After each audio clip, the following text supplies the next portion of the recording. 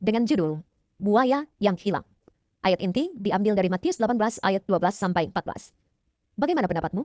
Jika seorang mempunyai 100 ekor domba dan seekor di antaranya sesat, tidakkah ia akan meninggalkan yang 99 ekor di pegunungan dan pergi mencari yang sesat itu? Demikian juga Bapamu yang di surga tidak menghendaki supaya seorang pun dari anak-anak ini hilang. Matius 18 ayat 12-14. Pada tanggal 30 September tahun 1997, polisi negara bagian Florida Mike Taylor menangkap buaya terpanjang dari samping dermaga kapal di Danau Monterey, Florida. Buaya itu yang panjangnya lebih dari 14 kaki atau sekitar 4,26 meter dan berat 800 pon atau sekitar 362 kilogram adalah seekor binatang jelek yang telah berkeliaran di dermaga kapal selama beberapa tahun belakangan. Tidak, dia tidak melukai siapapun atau bahkan memperlambat para pemain jet ski. Dia hanya berkeliaran melakukan hal-hal seperti layaknya seekor buaya. Berbaring dengan mata yang mampu melihat semua di atas air dengan tubuh yang hampir tidak terlihat, meluncur keluar diam-diam dari bawah dermaga, membuat takut para nelayan dan pemilik rumah.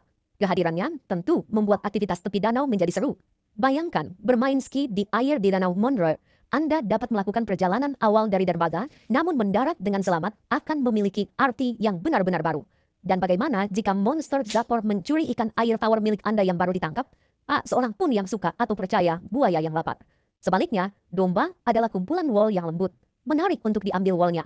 Mereka sangat lucu, menawan, dan rentan sehingga kita bahkan dapat menerima bau mereka. Dan pemberian wol mereka memberi kita kemeja, kaos kaki, dan selimut. Domba mudah untuk disayangi, buaya mudah dibenci. Mungkin itulah sebabnya Yesus menceritakan kisah tentang seekor domba yang hilang dan gembala yang mencarinya, gantinya tentang seekor buaya dan nelayan. Kita merasa baik membayangkan para gembala yang mencari, menemukan, memegang, mencintai, dan menyelamatkan domba yang hilang. Tetapi, bayangkan sebuah kisah tentang Kristus yang mencari seekor buaya yang hilang. Yesus menggunakan kisah domba yang hilang untuk menunjukkan betapa besar kasih Allah kepada orang-orang yang hilang dan menantang kita untuk mengikuti teladannya saat kita mencari dan menyelamatkan mereka yang tersesat. Itu adalah tugas yang oke ketika kita berbicara tentang orang-orang yang malu-malu seperti wanita baik yang Anda temui di Walmart atau pria suka senyum yang membunyikan bel di samping kettle pada waktu Natal.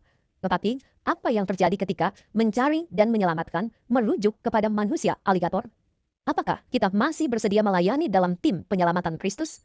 Ambil contoh orang yang marah yang bersikap tidak senonoh saat Anda keluar berpapasan di depannya. Atau pekerja kantoran yang selalu bergosip tentang Anda.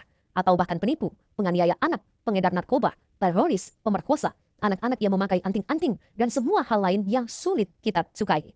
Mungkin saja cerita aslinya dimulai pada suatu ketika ada seekor buaya yang hilang.